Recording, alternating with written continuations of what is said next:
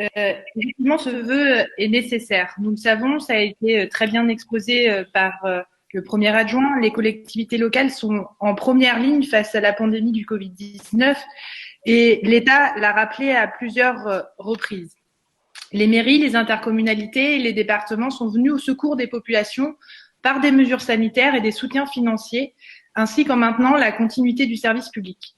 Autant d'efforts, nous l'avons décrit, qui ont un coût non négligeable dans un contexte déjà délicat de baisse de recettes.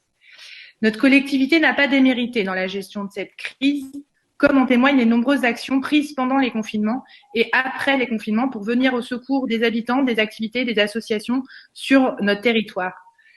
Ces interventions étaient nécessaires et elles le resteront d'autant plus par la suite. Il faut toutefois garder en tête qu'elles ne peuvent pas se substituer, mais viennent en plus des dépenses quotidiennes déjà effectuées par nos collectivités, auxquelles se rajoutent les pertes de recettes liées à la diminution de certaines activités, comme les transports publics par exemple.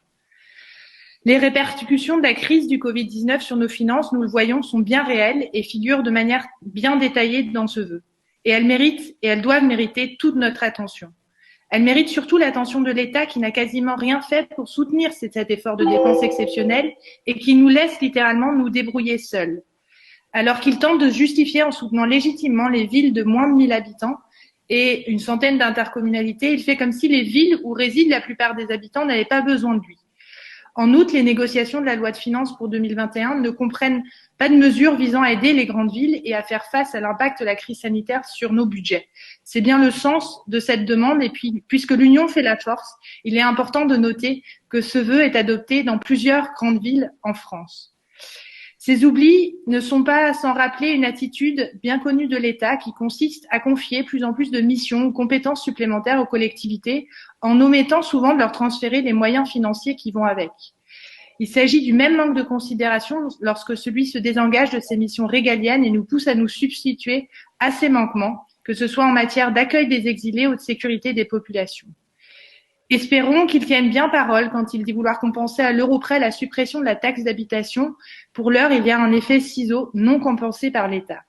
Or, nous avons, et nous le savons, besoin de cet argent pour investir, car cela n'a jamais été aussi important et urgent, pour adapter notre ville à l'urgence écologique, pour protéger nos populations, pour faire face aux différentes crises en cours.